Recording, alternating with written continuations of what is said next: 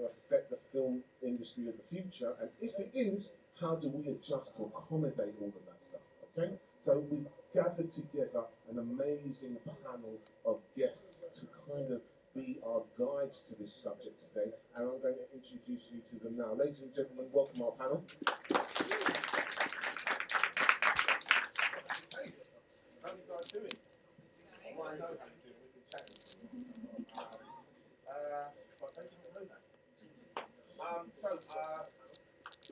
thought what we'll do today is we'll work our way down the line towards me and kind of introduce yourself and tell us a bit about what you do. Get started. Okay, hello everybody. I'm Gaylene Gould. I Yeah. Actually, can we talk about that? We should get some hammocks or something for those of us who spend a lot of time here. So yes, I work here with the ERA.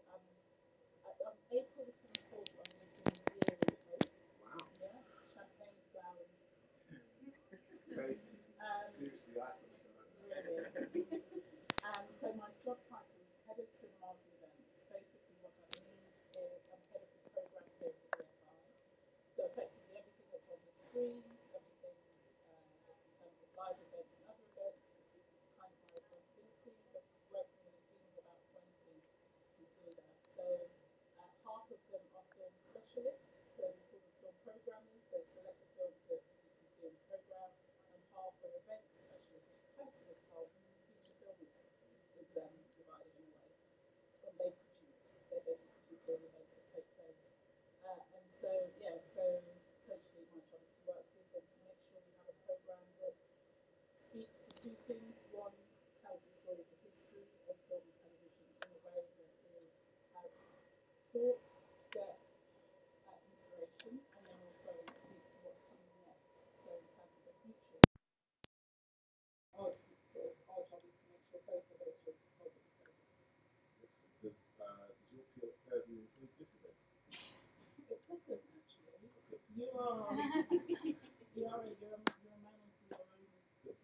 So I mean, that would kind of restrain me if it turned out that you're directly my boss. that would make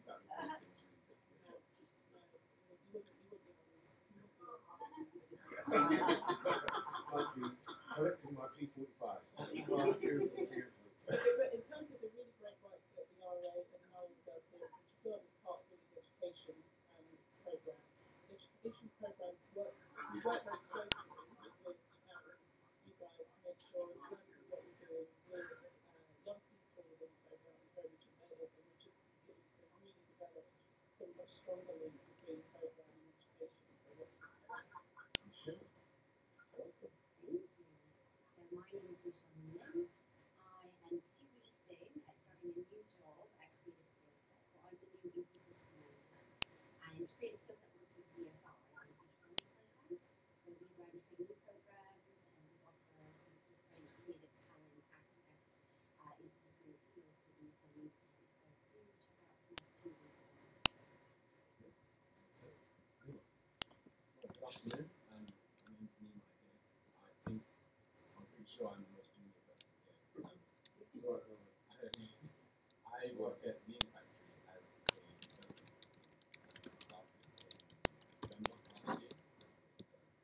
And I basically cover projects from the inception as a pitch or just an idea all the way to being a short script that we've got. So I read 10 new scripts every day.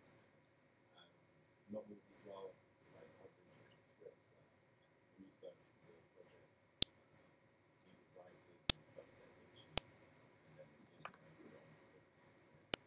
Did you, from what I understand, you kind of got to that job through a Speed Film London? Oh yeah, I applied to the internship through Film London's Equal Access Network.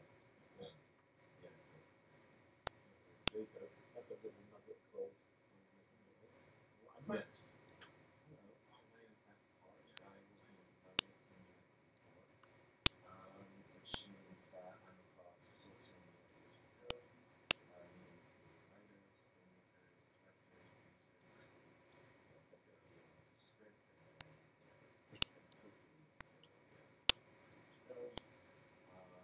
Just quickly explaining that there's still a channel which I guess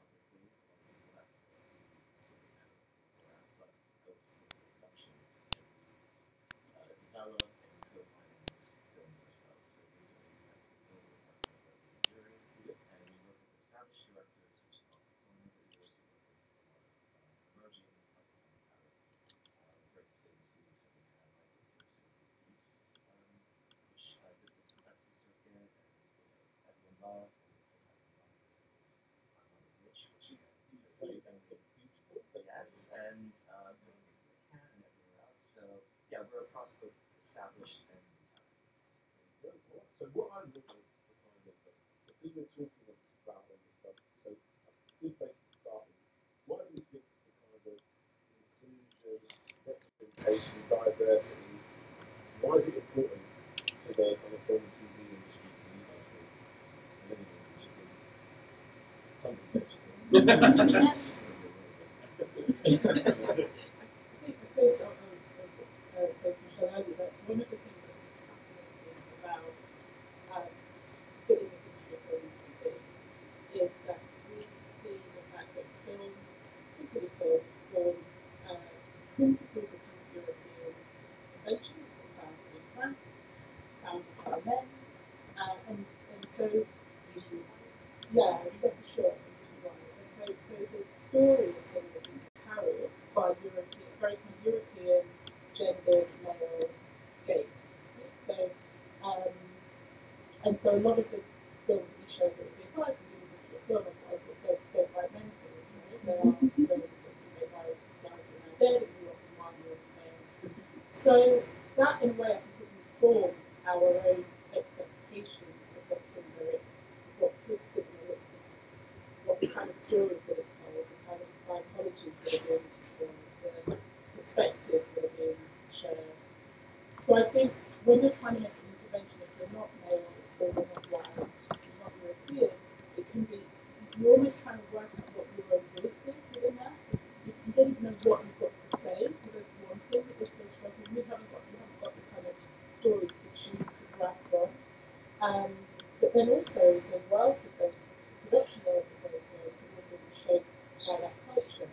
So there's so many stories, and I'm sure you guys will experience it, so you may have if you're working on sets, that actually the culture is also that.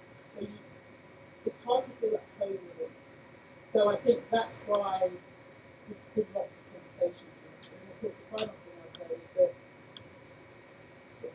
film is on big screens, like I think the epic imagination, like it's big, you know? And so we're all being seduced by it since we were little, in the TVs in our homes, the cinemas, and so it always affects how we see ourselves. So it's become very, very, very important that that epic imagination has lots of good possibilities in it, because otherwise you start feeling weird when you don't see it. That's as good an answer as I can give. Alright, so I always wonder if, do you think, the next one that I kind of want to know is there seems to be there's definitely something in the air. There's this thing, I remember 2014 having conversations about diversity. That's one thing I kind of started to do more in that sort of area right here. Now, I remember having a meeting with someone who says, well, whatever you do, you've got to do it now, because the conversation is going to move on. And they'll be talking about something else this time next year. And it doesn't seem, it seems like the diversity question is kind of something that's going on. It's been a few years now, people are constantly talking about it.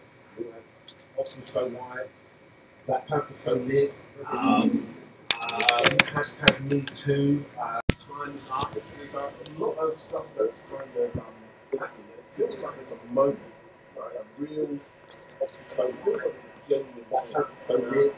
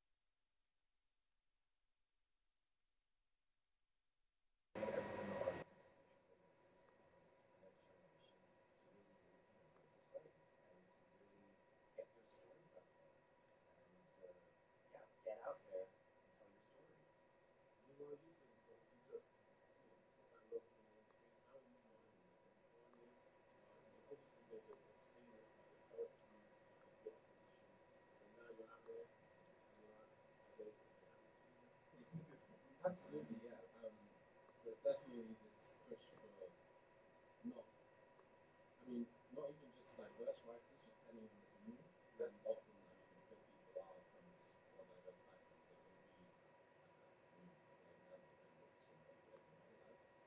And I think the push for that ultimately comes down to people wanting to see more interesting and compelling stories of something. And you can't get that if you just have an industry dominated by the same people.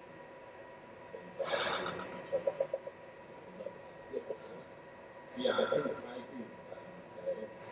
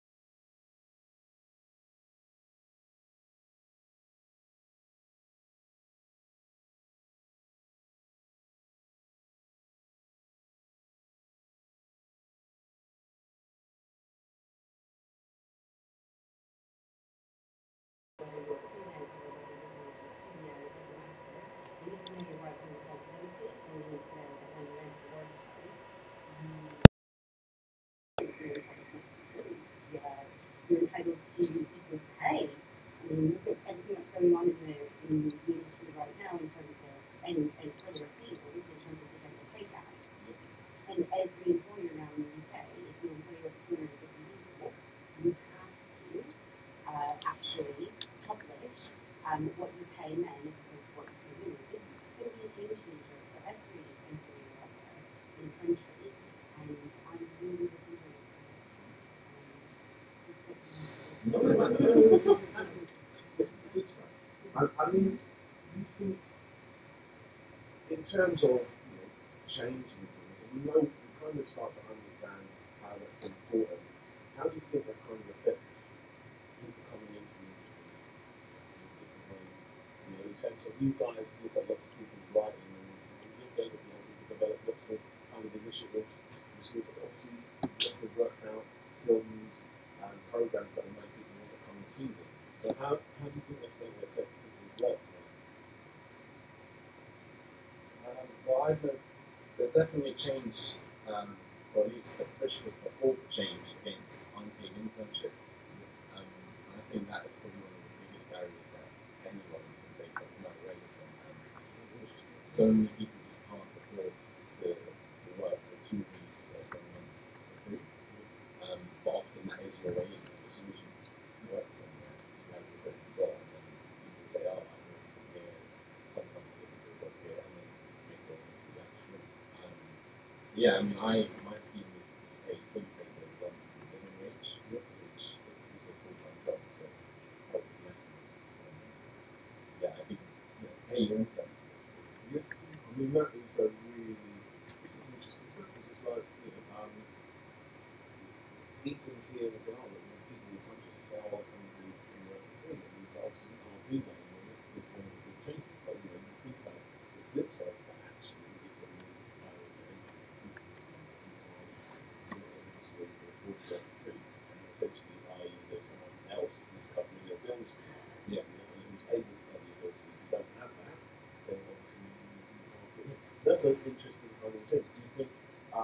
there are other things that we can do, or other areas where we can kind of make changes. And what are your thoughts and notions about these in terms of what we can actually do to improve representation in the way that we make it? So, for instance, one of the things that we realised is that if we wanted to balance the audiences coming to these events, we have to make sure that the language, the way in which we kind of pitch the events, the language we use, the imagery that we use to kind of show the events actually, say for instance, if you put a male face in front of one of the vendors, it kind of sometimes says to someone, oh right, okay, that's for guys. Whereas if you put a female face, the guys don't go, that's not for me, they come storming in anyway. You know what I mean? They're not put off by that. So then if you've got a choice, well, you've got a female face to represent what you're doing, because then it means that everybody feels more, that more people feel more welcome. It's something that we've kind of putting these together. What have you guys kind of found are the kind of ways in terms of potentially like looking at scripts, developing things, recording things that are making a difference in terms of the way that you've adjusted your work? I mean, as we talk from a programming point of view, it's great to be back at the BFI because it's my third tour of duty. So I first worked here in the early 90s, and then 10 years later, 10 years later. So I've been part of I've seen these cycles of inclusion and diversity conversations come around. It's normally over 10 years, actually. It's really interesting, almost to the day. 10 years to the day that there is. But every time it does push further, every time it does shift a bit more. So I think this is a very significant shift. But so coming back from this time is interesting because one of the conversations that actually I think 10 years ago I was doing a project called Black Book. There's so many. There's Black World. Yeah, it's in the program. I think it was Black World. Yeah. So it's a national program that's looking at Black international cinema around the country, and I was directing the project. It was much harder to make.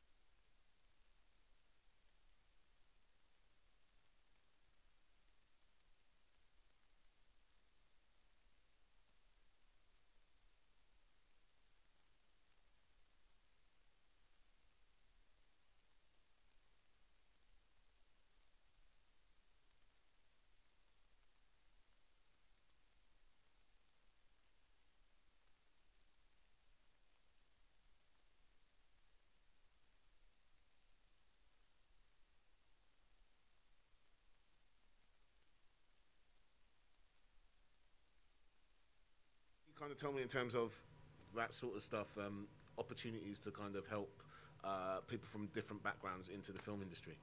Specifically for film, we do have a trainee finder program. Yep.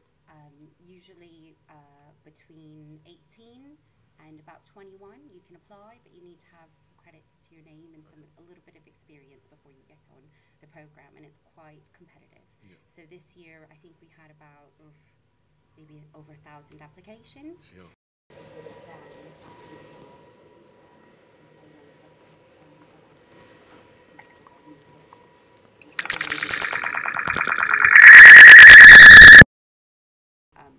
Colleague Tom, in case you guys have any questions about it, you can go onto our website and ask him about the application process. But I had the privilege of going to 3 Meals Studios 2 weeks ago on my very first week in the job, and listening to the young people from the alumni panel from last year who were speaking to our newest cohort about some of the things that they encountered when they were doing their first placements, because usually we offer a training allowance to go and work on a production. And Tom works really hard, bends over backwards really to make sure that you get a proper placement. And they were saying how they were so inexperienced. Some of them were career changers, some of them were just starting out, and working in the production office, working in costume, working on the camera team. And they were all kind of saying how Trainee Finder, even just the induction program, just telling people about what it's like to be a freelancer, how to fill out a self-assessment, how to organize your finances, about set etiquette, the do's and don'ts of what you should be doing, very practical advice, and that's just one of the programs that we run. So it's the Film Trainee Finder program. The self-assessment thing is so important, Yes. right? Just, I mean, my mortgage is considerably bigger than it needs to be because of a very let's see, a very unfortunate self-assessment mistake on my part. Oh, Yeah, dear. from when I was so do you see what I mean? It's important life lessons, especially when totally. you're trying to start out. Yeah, you know, it's in the really, you industry. need to get this stuff right. Do you know what I mean? My kid has half the amount of Hot Wheels he would want because Daddy ain't got the money. Do you know what I mean? You know, so this is important stuff. You think it's a joke, but it's like it's true stuff that if you kind of mess that stuff up, you don't get things filed at the right time, you can get yourself into real. So actually having all of this sort of stuff and knowing about it is And that's really what important. we do. We offer on our website just a lot of different resources on how to establish yourself and just making sure that you're doing everything that you need. Like there's a freelance toolkit that's available on our website. It's great. It's fantastic. Well, this is probably going to be a bit controversial, perhaps, Go on. given this time, because this is my kerfuffle moment. Yeah, yeah, please. I was hoping for one of these. So when I started out, it was a long time ago, and I do think I'm very lucky that I grew up in the 70s and sort of came of age in the 80s. Graduated, left school in the 80s. Grew up on a shitty council estate. But loved film, mainly through watching TV. I think what led me to where I am now was having the space to explore things a bit freely. Yeah. Right? So I did night school classes and would sit in like these Weimar cinema work, like night school adult education with like old guys, you know, but going, oh, this is kind of weird. And then kind of getting into certain kind of weird experimental cinema, and then finding the filmmakers and just writing to them on a typewriter and going, I really, really love your work. Please, please, please, please, please, can I just do anything? And they were like, sure, come down. And I was in Leicester and I came to London and I slept on floors and I kind of swept up and I licked envelopes and I did all this stuff, all kind of unpaid, but just because I was just so passionate about the work. But that period gave me space to know what I liked and what I didn't like, with no pressure. Yeah. You know, so I was like, oh, I don't really like that. Oh, I do like that. Oh, and sort of led me to exhibition. Yeah. So I think there is something about, but I think I'm lucky because I lived at a cheaper time. This was cheaper times. Yeah, for sure. You know, so you know, sort of ignore everything I've just said in a way. But I do think giving yourself some space when you're younger, not to get too seriously too soon, I think is really important, because you can get this, what's your career, what do you want to do, really early. And I didn't really work it out till much later by just wending my way through things. So I think giving yourself a bit of space really early on to not know things, to try things, to put it down, to try something else, to put it down if you can in some way, I think is important at the beginning. Yeah, no, so it's an interesting thing. It's a very similar sort of thing. My actual, weirdly, my degree and my qualifications are in music, you know, and so you know what I mean. Fortunately for you, like it didn't work out, Right. or you know what I mean. That's You'd be it. listening to me sing. Well, that was the plan. That's what I thought was going to happen. You know what I mean? I thought I was going to be Sting. You know, that's what I really, you know, that's what I wanted to be.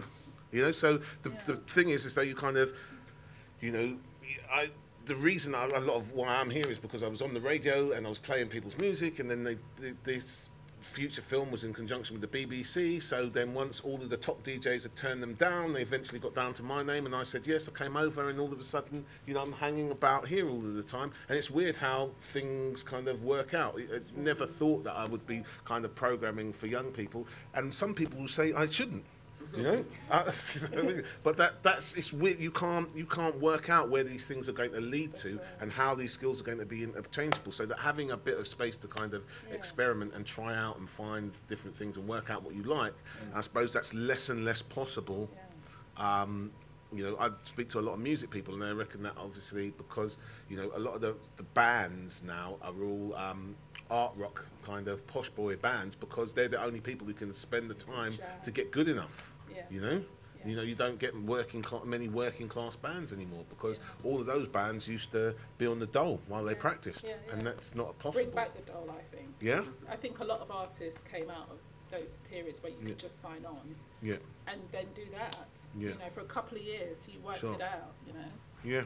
Equally, though, I think a lot of film companies, especially production companies, can help to foster that culture as well by going back to what I said before, simply paying their interns. Yeah. I mean, one of the best parts of my experience is that I was allowed to have coverage on literally any part of the development process. Yes. And I know that I don't like script editing because I've been able to sit in and see how it works now. I know that I like reading scripts and then talking with writers about how to develop it further. So I think, yeah, you can. I don't think the doll's going to come back anytime soon. You're right. We shouldn't hold our breath. No, absolutely not. But yeah, by giving people paid opportunities, that is absolutely a way of letting them experiment and explore. And if they don't like it, well, they don't like it, but they can always move on to something else, having learned something from that experience. You know, that is a very good point. The other thought that occurs to me, do you ever worry about, you know, like, I often think, okay, well, I'm trying to make things diverse and do things, but then, you know, you ever worry about not quite doing enough? Do you know what I mean? Not quite doing enough, not making it quite diverse enough. There's always somebody that you're not kind of adequately representing, you know?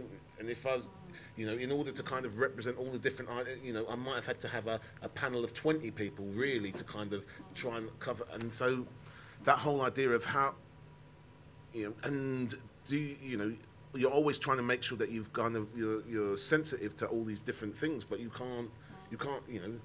I mean, even if you're me, you can't cover. Do you know what I mean? You know, it's like I can think about. You know, I always often worry that am I doing enough with regard to disability and our events? You know, and it's something that I. So, do you ever kind of have those sorts of worries or thoughts, and how do you kind of process all of that? Yeah, I definitely do. Yeah. Yeah, of course, because so here's the thing. The second controversial thing I'm going to say, which is never that controversial, but is I'm all for being really honest about who you are. Yeah. Do you know what I mean? Yeah. Because I think this is why the diversity thing can be forced. Yeah. Is that people who, so if you do just want to make period dramas, say you just want to make period dramas, just be honest. Just make period dramas. That's what I do well. They're the stories I know. It's what I'm passionate about. You know, if you do just want to make musicals, then... So I think there is something about being honest about your real taste. Mm-hmm. And I think taste is something we don't speak enough about. And I'm keen in programming for us to be very honest. If you really are just into genre, horror, women films, then just do that. Because that's what you do well. You know, like, let's not try and pretend that you're interested in all these other things. But I suppose my job is to make sure there's enough different tastes within the team that if everyone's working to their best, then actually there's something energetic happening. So So I don't know what I mean by that, but I think there's something about being able to be very honest about saying, really, I know I'm very interested in a certain kind of African diaspora work because that's what I came through, and a certain type of experimental, energising storytelling because that's what I'm interested in. I can do that well. I can't program Westerns well because I don't really care, but Justin can do it really well, so Justin should do that. You know, so I think there's something about being very honest about what we can do well and also what's missing and finding the people who do that well, you know, because we're not, this is culture is taste-based, it's taste-led. And if we're not honest about that, then we're being disingenuous, I think. Sure. Yeah, I think it comes down ultimately to voice. I mean, one of the first things you hear about a good script is that, oh, it has voice. And I think as soon as someone finds what their own voice is, then everything can move forward from there. I just think a lot of people don't have the confidence to do that because of, well, for a number of reasons. But yeah, so I agree. Yeah, I think it's an important thing because I think what happens is there's a sort of a thing where if you can, you know, like finding your voice is, it's to do with a kind of an authenticity. And I think that once anything that has a real kind of ring of truth, a real authenticity, it kind of resonates beyond just the people who are involved, which is like, well, I can watch Sergio Leone movies over and over again, or The Godfather, or, you know, Scarface, or these things. You know what I mean? I'm not Colombian, I'm not Italian American, do you know what I mean? But these things really resonate with me, and there's the sort of thing because they feel true to those cultures, to those people that they represent, to those places that they represent. And I think that maybe one of the things is that sometimes if you're coming from something that's outside, there isn't enough understanding of the thing that you're doing, so that people won't. I always think, like in TV commissioning, is while we got this kind of slew of kind of estate-based, kind of grim, gritty, desaturated kind of thug-led drugs, get me the food, the blood, all of that sort of stuff. The reason what that was is that because the people who commission and then look at that, and you bring them a story about there's this black family, the dad's a barrister and the mum's the head of a local kind of college department, all right? And the kids don't take any drugs. I don't believe that. I just don't buy it.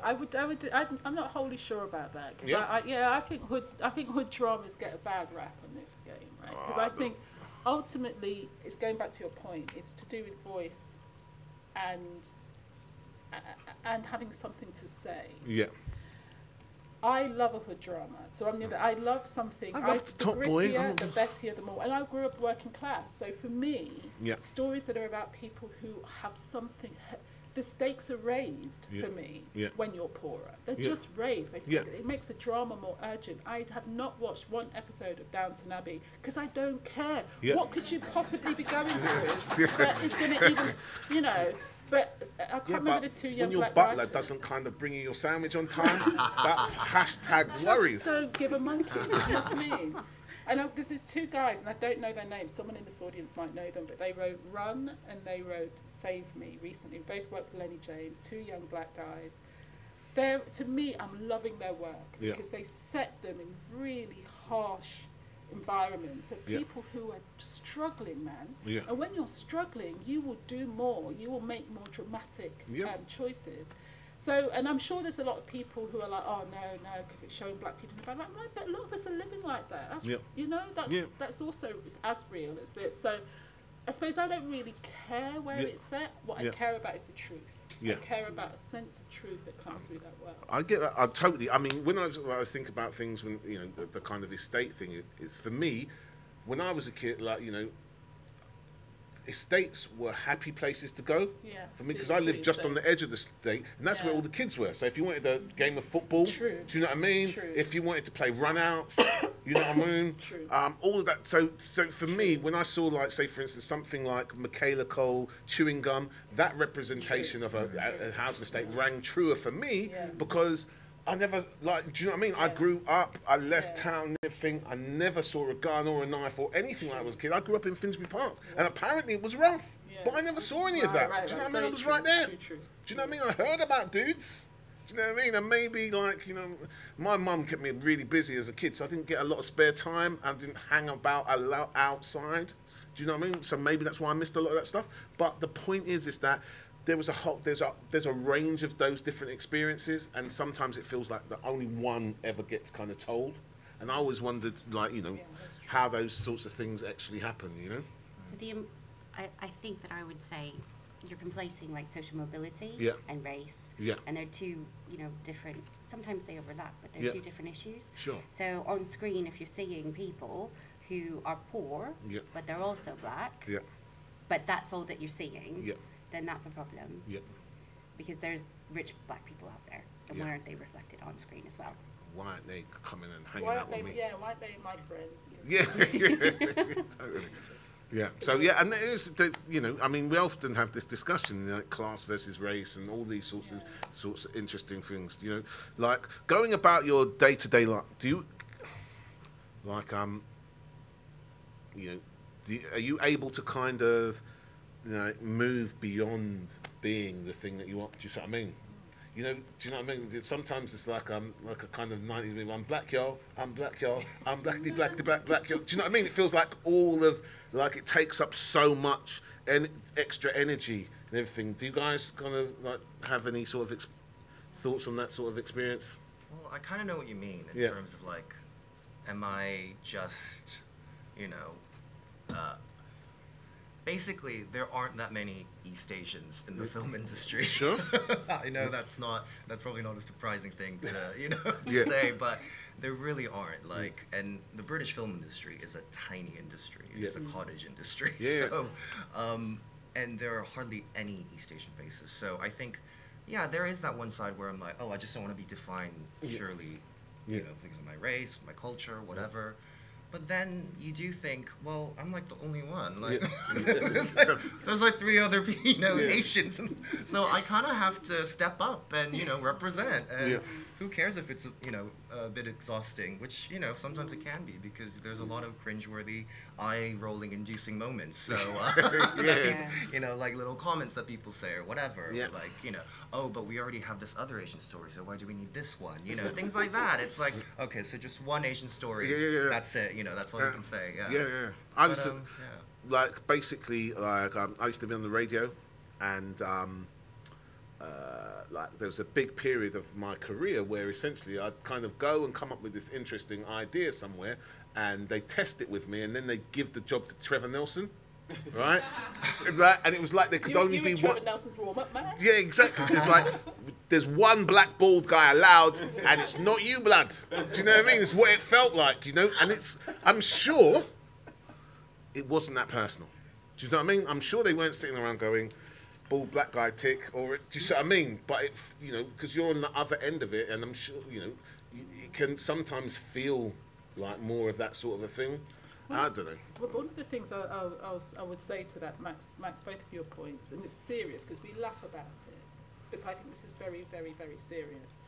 So I was doing quite a lot of work before I was here. I was doing lots of consultancy work, and because I was black, I was always asked to do diversity consultancy work, and because I'm not very rich, I would take the work. So. But I began to really think about diversity from another perspective, not necessarily from the perspective of the organisation that's trying to change it, but being the only one. Yeah. When you are the only one in that space, what psychological impact does it have on you? And I began to look into this concept of neglect and cultural neglect, because I felt like when I started to reading about neglect, psychologically what neglect does, it was all of the psychological experience that I'd felt being the only one within cultural organisations. So, you know, from things like feeling overlooked and silenced, from mistrusting myself, in my opinion, because I'm like, oh, everyone else is seeing this, but I'm seeing that, what does that mean?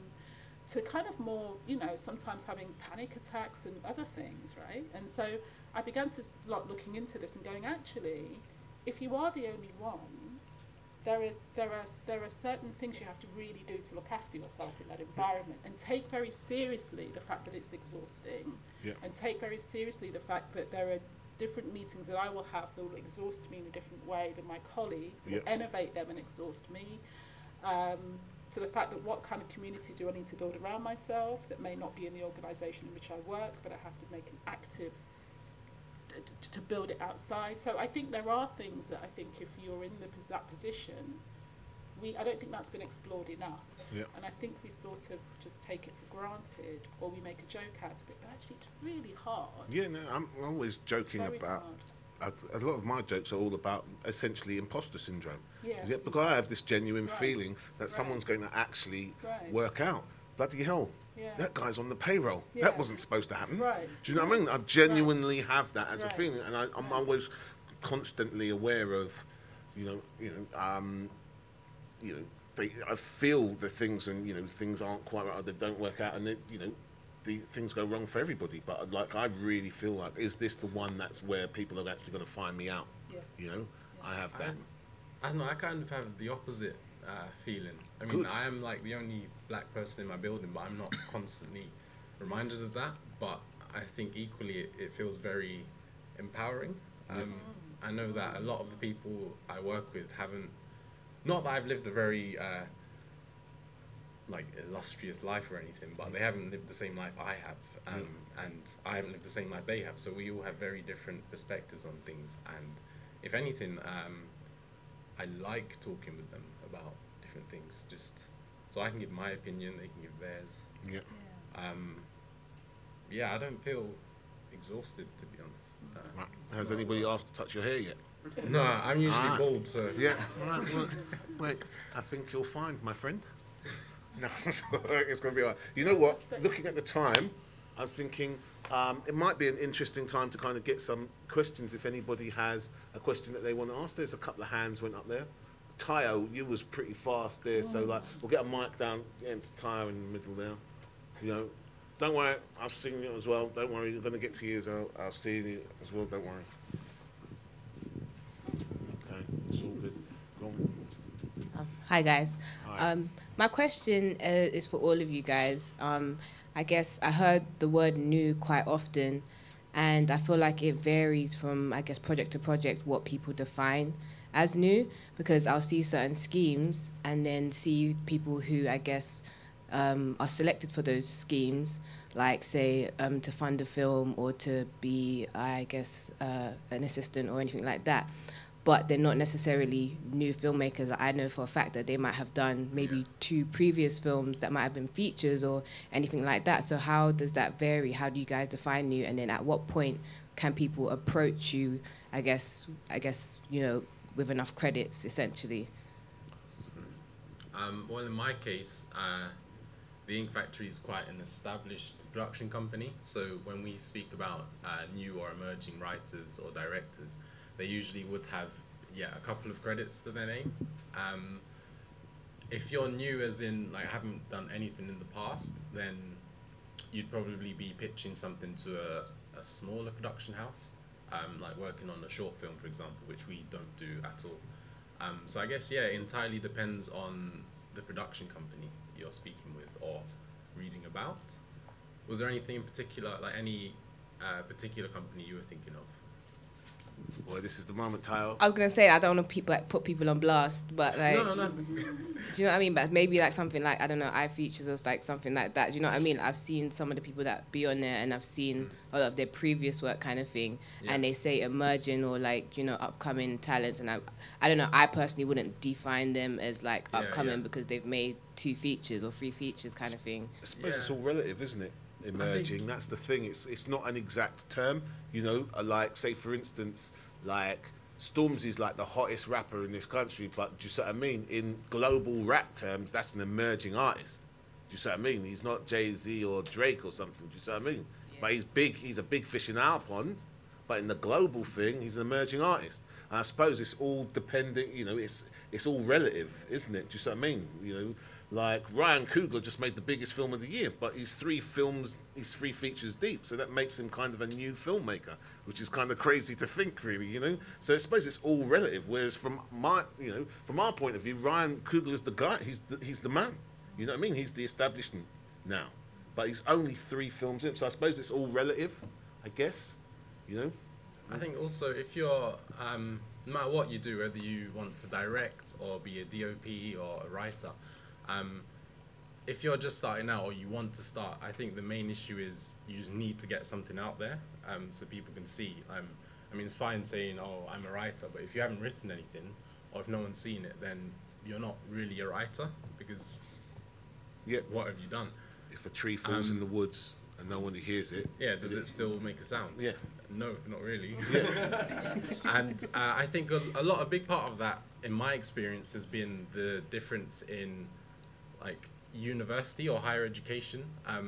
Film and TV is like absolutely dominated by Oxford grads, and Oxford and Cambridge, they're the kind of universities where everyone's either putting on a play or doing a film or doing some sort of photography on the side. So they've all, through their 3-year course, they've all had the opportunity to do something, to build a portfolio of sorts. And I think other people who either haven't gone to university or have just been working haven't had the time or the economic freedom to do that. Yep. But it's also Yeah, the way that things are. So if you're an actor at Cambridge or whatever one it is, it's like, you know, Footlights. Yeah. Yeah, well, like basically they have this show, which is basically their student drama group, you know, essentially, you know, and all the top agents go and watch their show. Do you see what I mean? So it's like, you might be casually into it, but you know, you do that show, all of a sudden, you know, all of the major agents in the country have seen you. You know, so it's like it is, you know, there are kind of advantages that people have that aren't necessarily easily replicated in other places. Equally though, I mean, that shouldn't dissuade anyone. I mean, ultimately, all you need to make a film is a camera and a computer to edit it on. If you do start making things and it is clear, you know, that you have a voice, you have something to say, and as long as you get it out there, I think sooner or later people will pay attention to you, you know, if you've got the talent.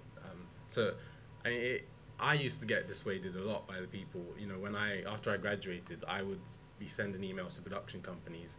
There was one that was developing Andrea Levy's novel about Jamaican migrants to the UK, and I said, hey, that is literally my life story. Can I come and help? Didn't get a reply. I emailed other places with a similar story, like Radio Silence. But it's not impossible, I don't think. It might take a while, but you shouldn't be dissuaded by the fact that people have had a different life to you and have had so many more advantages, because you can do just as well, if not better. Yeah, I think the thing is, it's just like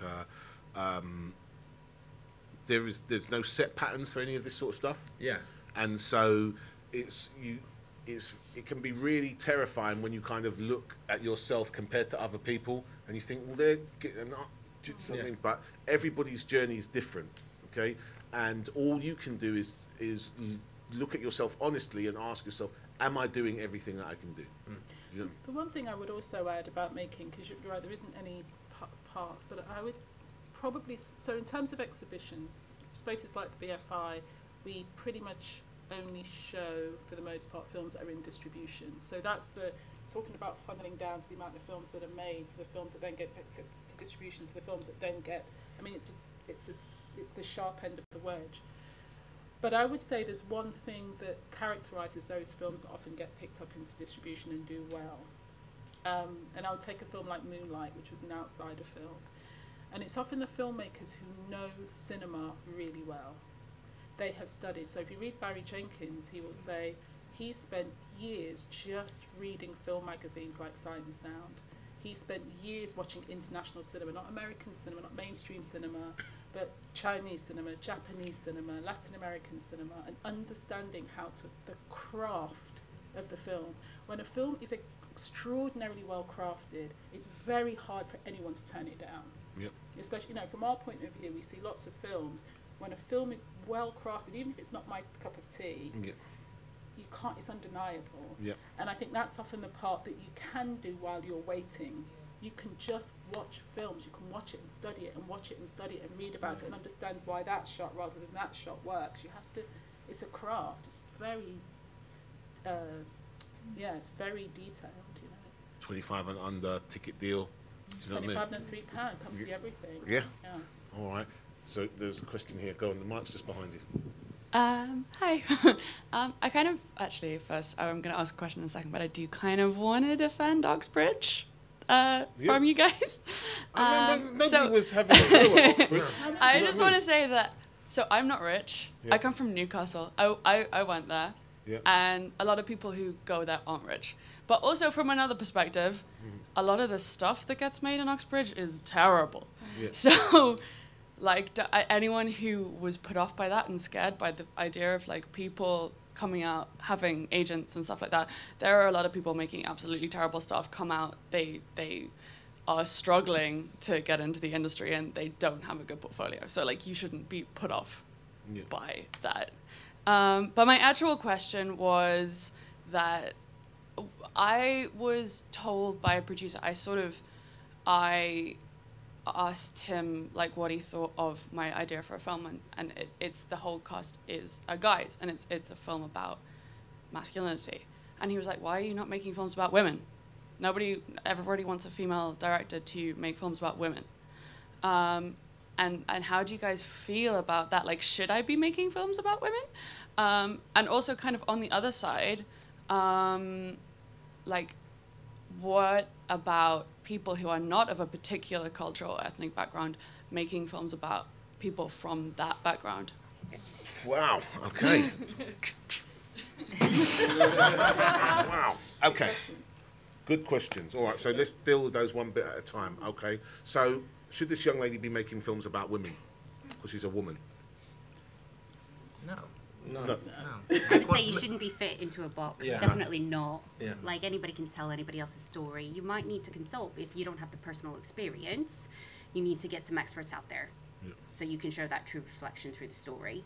But by no means, don't put yourself in a box. No. Yeah, and sometimes, you know, sometimes it takes someone from the outside to be able to kind of to see certain things and to be able to kind of get an angle on something. It doesn't necessarily, you know, I don't think that that if you're a female director that you should be worried about having an all-male cast. I would say 2 films you should watch this month is The Rider by Chloe Zhao, and also Valeska Griesbach's Western, which we're running, which is both of them are all-male casts, and both of them by women, and both of them are 2 of the most sensitive films that have come out. I think essentially, well, the great thing about talking to producers is, if you're a maker, is that you will, by having the conversations, you will find a producer you can work with. Because clearly that's a producer you probably can't work with because they don't necessarily share your viewpoint, but there will be a producer who might say something like, sure, if it's good, is it any good? I mean, that's really the only thing that matters, actually, is it any good? Is there truth in it? Is it beautifully crafted? Is there something that you're saying? Is there voice? It's the only thing that matters, the only thing that makes a film rise to the top. So for sure, you can do whatever you like as long as those things, those details are attended to. And it's the same thing if you're telling stories about, you know, different people from different backgrounds, ethnic minorities, people of color. I would, again, just make sure so many films have been done inaccurately. People hire actors that can't actually speak the language, and then their accent is really atrocious. Yep. You know, so just try and be authentic to the culture and the people and represent it well and do it beautifully, and then nobody will ever, you know, come at you. But it's the bad jobs that usually, like, get a lot of criticism to right. Yeah. Sebastian Lelio as well, for a man writing brilliantly about women, you know, he's definitely up there. Right, where's that microphone? All right, Oxbridge, hand it over. Oh, I'm joking. Joking. It's funny because you're from Oxford, but you stole our mic. Right? Do you know what I mean? If we kind of pass it down that way. Going to Oxford in this industry. Yeah, no, don't worry. Do you know what I mean? We'll be doing like events for you eventually. All right, come on. All right, come on. Do you know what I mean? No worries. Hi, so in terms of normalising diversity within film, do you feel like labels such as a black film will stop, and do you feel like they need to stop? I hope so. I want to put myself out of a job. Like, it'd be amazing if it was just inclusive and diversity was just organic and everybody embraced it, and then we didn't need to talk about it anymore. But we're not at that point yet. So we're close. I think the fact that Black Panther is going to be the #1 highest grossing American film of all time, I think tells us, I think it's a watershed moment. I think it proves the fact that actually clearly that film wasn't just watched by black people. Clearly that film has been watched. I mean, the fact that it's the first film to be shown in Saudi Arabia, it's like broken the non-exhibition ban in Saudi Arabia, is proof of something. So I think this is the moment. You opened with a question, and this is kind of keeping me wait. What are we going to do with this moment? Because all of the things that we were told has been disproven. I think Moonlight did it. I think really it started with me. I think it's just been disproven, which is there's not only black people that go and see films with black people. It's not only white people that go and see films with white people. Like all of those things which we knew, because now we have the proof. So I think we're post-black. Yeah, I think though equally, in order to kind of make sure that all sorts of representation happens, that you are going to have, you have this mainstream, and it's like it will be fed by these smaller scenes that represent these different areas. So these things can kind of grow and be nurtured and things like that. If you think about the sports analogy, you have the Premiership at the top, and you have these leagues that feed into that. Do you see what I mean? It's like, it's not every filmmaker that comes out, is ready to kind of be making a $200 million blockbuster. So you're going to have all sorts of different things. So personally, I don't think like a black film is over or an LGBTQ film is over. These things will go away. I think they'll still have to happen for a long time. But I think that there'll be different things happening at different levels, at different price points, and for different audiences, and it just means that you'll just have that. Hopefully, you'll have those choices. So if you like $200 million blockbusters where things blow up and people punch trucks into space, that you'll be able to go and watch that film and feel like I'm included.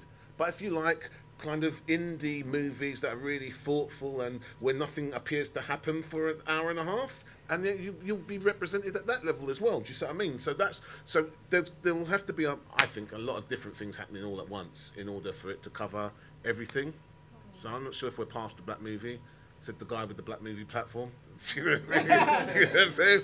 No, we're not finished with that yet. I think you guys are changing it though. I think Yara, you and we're over, man. I think you guys are already changing, because I think you define yourself.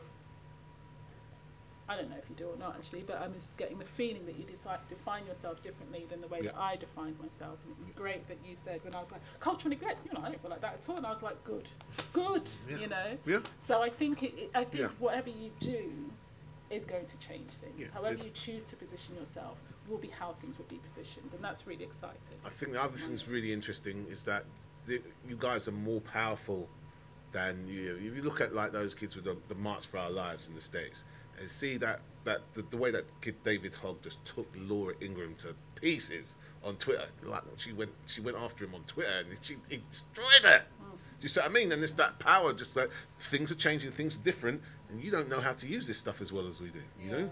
And so that's, I think, is going to be a major kind of a thing that happens. Go on, do we have another question? Oh, so let's bring this mic down here, because it's close, and then I see you. Don't worry, I see you. Thank you. Hello. Hello. I don't know if it's actually a question, but just one thing I want to say, because it was related to many things. Yep. So like when Nimai, you were saying about internship that they were not paid and now they are. So all the things we can improve. Yep. And then Michelle talks about experience and stuff. That's what I wanted to say. When I first come here to London, I arrived with the idea to, finally I can do experience and show to people what I can do and learning doing experience and improve myself and finally get in industry. But you cannot do experience if you already don't have experience, because everyone wants someone already experienced. Yeah. So I never found nothing, because everyone wants already experience, but I can do experience if I don't have experience. So it's like a trick. And it's 2 years I'm in London and I still, because it's really difficult also to always, the thing we said, you need to work a lot, you need to survive. And at the end I never had the opportunity to do my experience also by myself, because I need to do another job to live in London. Sure. And so also related to the thing of the Gaylene, you said that don't look too soon to do something super professional, super hard, but I have the time to. That's something I always liked. In all my path, I always discovered something else when I was looking for something else. Like every school I did, every internship I did, it was for a reason, and then I discovered something else. And I see this as a positive thing, not negative. I keep changing mine. I just discover new thing. Sure. But I would like to find someone who finally give me the opportunity to start and do this experience and discover this new thing I can do. So that's why I don't know if it's a question or not, but this is a good, I don't know, a strong point. I mean, it's difficult to. How do experience if I don't have an experience already? how do you, you know, making that break? This is something that comes up a lot, like kind of that first bit, that little spark that kind of helps you go from, okay, really get started. Yeah. Like I want to spend my time maybe working an internship doing experience rather than keep. Do you mean in production or post-production? Post-production. Also, if now I'm discovering by myself because I'm like in traveling and shooting thing and do little documentaries, for example, I'm discovering documentary. But I came with the idea of post-production or like open titles for movies that is related to, because I'm a graphic designer basically, but then I want to do more. And also related to the taste. Like my dream was to do open titles, but I prefer sound bass rather than the new super special effects and 3D stuff. But it's quite difficult then getting in the industry because everyone wants that things. So I don't know. But you know, it's 2 years I'm doing another job, like sell assistants, because you don't have to do something else. Remind me, because what you're saying in terms of Post and everything, with a bunch of people here from Post a few months ago who work in that, and they have a scheme that they run, and maybe we should send an email. You know, there you go. Don't everybody hope that I can do that. You know what I mean? I can't type that fast, frankly, is mostly what it's about. But I found you. Okay. Yeah, don't worry. But if you're looking for Post, we had some guys here, Access VFX. They represent a big chunk of Post companies from London, and they had a scheme that they were trying to get people to sign up for. So maybe that's a way in. Yeah, I mean, I can't speak for post-production because I don't work in it. But I think. How did you get onto your internship? Well, I applied after I left uni, but what you said about understanding the craft, I think that is most important. I spent like all of my time, not all of my time, but a lot of my time at university, like just watching films. Like I think a lot of us do. Like even now, if I wasn't here, I'd probably be in bed watching something on Netflix or that. But then I'd just keep like a diary about it and just write about films or if I liked something, why I liked it. If I didn't, why not. So then by the time I came to the interview, I'd seen all the films that the Ink Factory had made, and I had something to say about them. I'm not sure how that would work with post-production. Yeah. But there's lots of, you know, this is weird. It's like I watched this a guy who does this show online where he just kind of like, he analyzes the quality of production, like on news programs. So like, have they kind of lit it right for the green screen, and have they done anything? And he was breaking it down in detail, like whatever it is the thing that you, trust me, there are people, if you're like into post-production, there are guys who are literally going, oh yeah, you see the font on those credits that doesn't work properly, and this is why. Do you see what I mean? Every aspect of this, there's someone who's totally as obsessed about it as you are. Find those people, listen to what they're talking about, contribute to that conversation where you can, and you know, that's part of the way that you make these connections and you find these opportunities is by having something to offer the people who are in this industry. So people wanted to hear, because you'd read loads of stuff,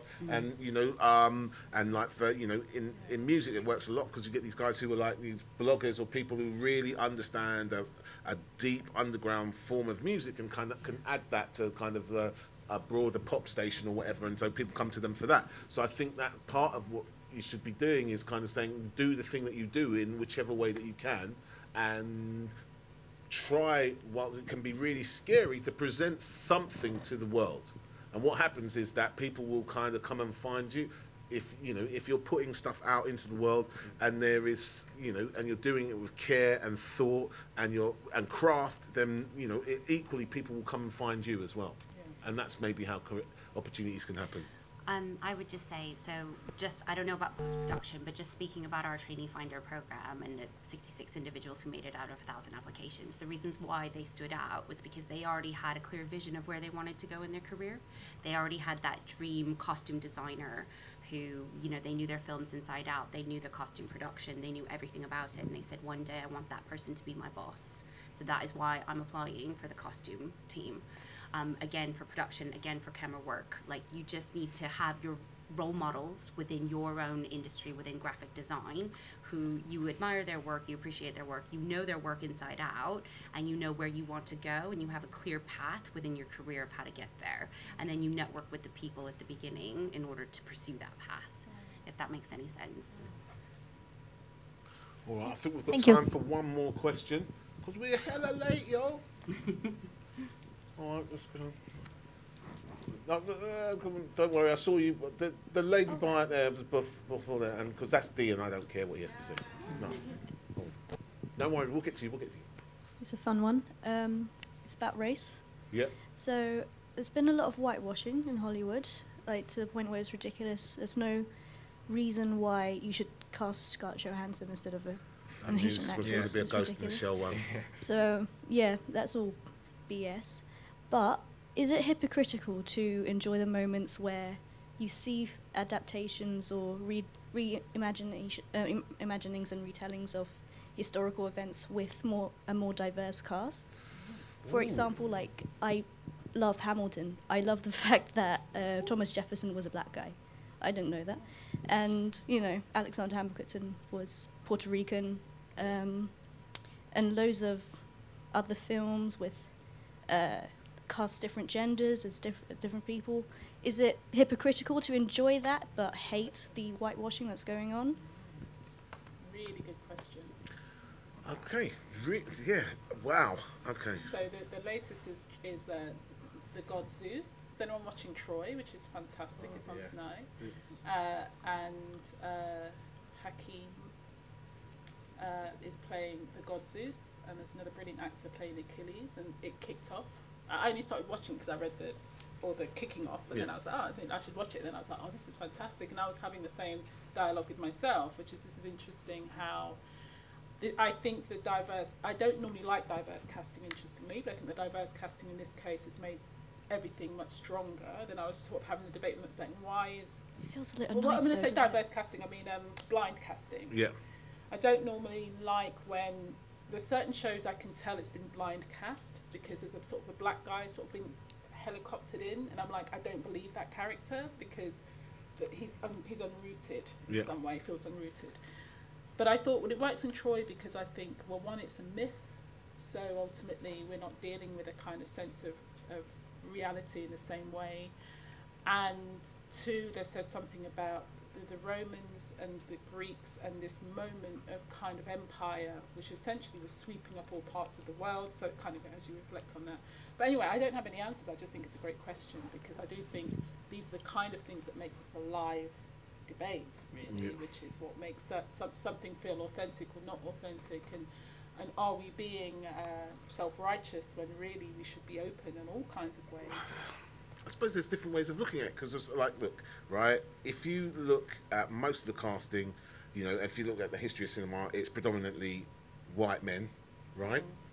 So if you're going to have anybody else's voices in there, then, you know, you can't have infinite amounts of films made every year.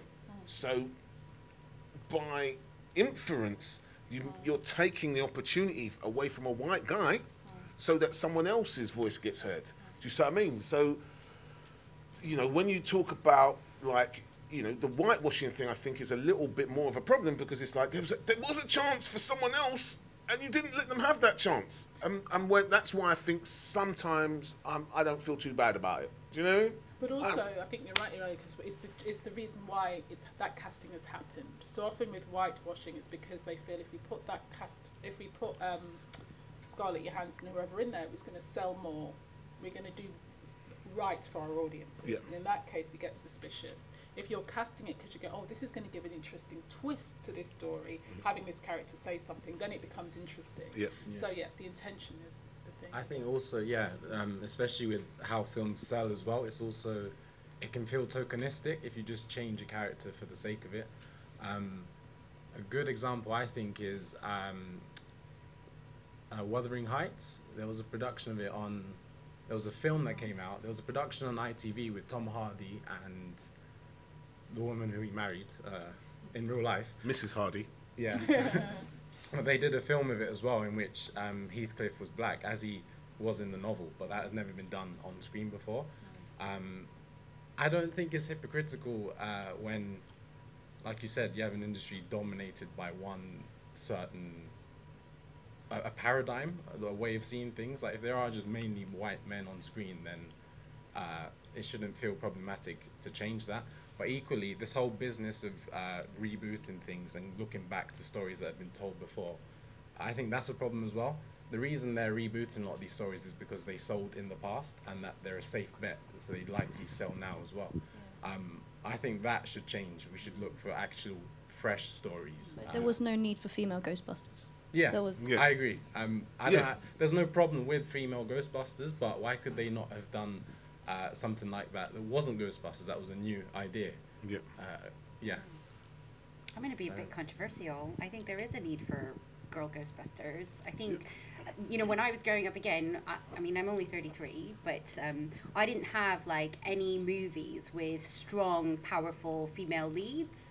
I don't know, like the Hunger Games or whatever. That was only like recently in the past 10 years that all these stories, whether they're from fantasy, science fiction genres or whatever, but I can't remember any stories of young female strong characters from the 80s.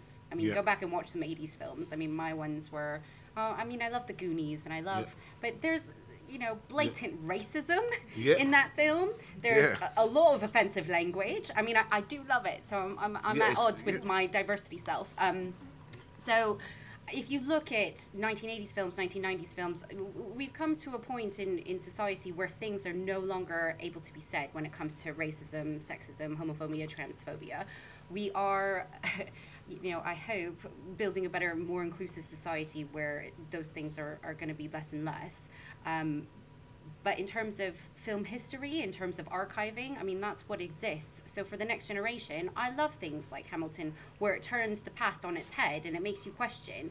And I think about the viewer and inside their head, if they're uncomfortable with seeing a black person playing a predominantly white role, why is that? Is it their own internal conscious bias? You know, what is going on there? And then in terms of, you know, casting and recruitment and all these different things, again, unconscious bias plays such a huge role because we as humans, we want to have a sense of belonging. We are drawn, birds of a feather flock together, we are drawn to people that are like us. What we need to do to create a more inclusive environment is actually turn that on its head, question ourselves and be like, well, actually, is that right? Do I really need to hire somebody who looks exactly like me, who graduated from the same school as me? Not necessarily, because we know that diverse teams are more productive and diverse teams essentially make more money. And corporates have clocked onto that, and now film and production is clocking onto that too. So in order to capitalize on that and be able to sustain a financial future, they need to get on board with that as well. Yeah. I think the problem, with, just to go away from the female Ghostbusters, in the original Ghostbusters, they had the funniest script of the year, right? You can't argue that the female Ghostbusters got the best script they could have got. They also, the original Ghostbusters had the most amazing, most innovative marketing campaign, right? When the original Ghostbusters came out, it had a campaign where the name of the film wasn't on the posters. And those posters were out for months. You remember, but there was the thing with the sign and the ghost in it, and we were trying to find out, what is that? Why is it everywhere? Do you see what I mean? And now I think that maybe if the female Ghostbusters had the same resource and the same commitment, then we might be talking about it being a different film. It's just a female Ghostbusters. Why is there not a story with women that speaks for itself without being a female version of something? Yeah, no, totally. That's my problem. It wasn't a problem with, you know, having female-fronted characters. It was, why does it have to just be an alternative to something that already exists? Yeah, I think that, but that's a big Hollywood problem, though. You know what I mean? So that is the main problem. Yeah, recycle everything. Yeah, and you need. Anyway, do you know what? We are mad. Oh, we're so incredibly late. We are so late, like literally, like crazy late. Like, do you know what I mean? Thank God there's like Gaylene can't sack me late right now. Do you know what I mean? All right. So I think we've got to wrap it up there. And I just want you guys to kind of put your hands together for today's kind of panel, right? For Max, for Nimai, for Michelle, and for Gaylene. Thank you, guys. Thank you so much. I mean, this is one of those ones where we could have done this all afternoon. I could have. All right. So I appreciate you coming in and helping us with this today. All right. So right now, what we're going to do is we're going to take a look at this month's Hive Short of the Month. Okay, and I read for the first time. Right now. Yeah. How are you? I'm fine, thank you. Yeah. So you know, you're here to kind of represent this film for today. Yeah. And you star in the film. Yeah. So tell us about the making of this film and tell us a little bit about your background. So I'm Emma Kasisi, so I'm Nigerian, Sierra Leone and Jamaican. Okay. I first came across it through a lady called Afia, the director. She literally told me about the story at least a year before it was made. Yeah. And it was about an immigrant that was coming from Sierra Leone, yep, coming into the UK, and he wants to be a chef, yep, and he's trying to pursue it. And it's just because, of course, where he don't have his papers, he's trying to, like, you know, make things at home and then try to, like, distribute it and, you know, let people see it and things like that. But, of course, he's running into, like, you know, immigration officers and things like that. And, yeah, so he's trying to, like, get his papers. And I think, you know, some people might know, but, you know, they was trying to do a thing where possibly should, like, the guy marry a white lady to get his papers and things like that. So you might see a little something like that. So yeah, so it's something about that. But in terms of making a film, yeah, it was really cool. It was a thing that we workshopped it. Yeah. I had to practice to actually make the food. Yeah. So the producer's wife was like a chef, I think. Yeah. So I had to go and do like 5 days of trying to make risotto. Yeah. And things like that. So the first 2 attempts was very terrible. But, actually, at the end, I actually legitimately, but I don't know, they didn't really, I was quite upset they didn't show that bit, but I really wish they did, because I could actually put a lot of effort. Yeah. And then blood, sweat and tears into that risotto, you better show it. Yeah, so when I watched it and then they only showed it, I was like, oh, I feel, what happened to the bit where you saw me opening the cupboard and putting the whole, but she said, oh yeah, that was great, but you know, it just didn't make the cut. So, okay. Yeah, it's a brutal business, bro. Yeah. So tell us a little bit about your acting background. How do you come to be acting, and how did that all get started for you?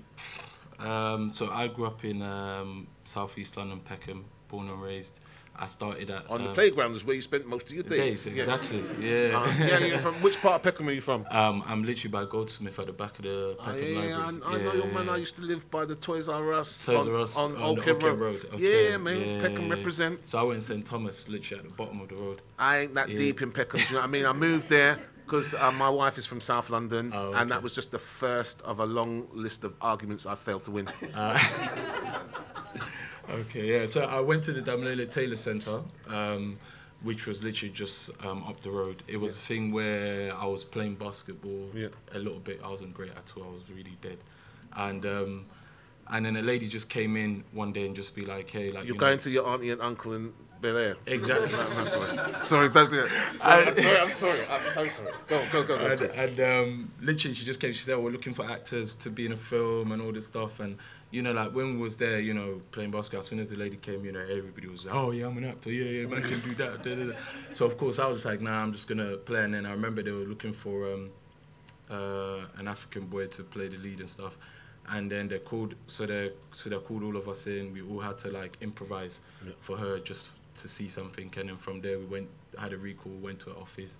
And then when we had the third recall, we met the actor, read the whole thing, and then the next thing I know, I was like literally doing a film out of nowhere, didn't know what the hell was going on, and then I was literally just learning from. But unfortunately, they didn't release the film or anything. But yeah, it was one of that. As soon as that started, and it didn't happen. So from there, I just said, okay, maybe there might be something here for me, because I kind of like, even though I was doing the whole basketball thing, I wasn't sure where I was going really.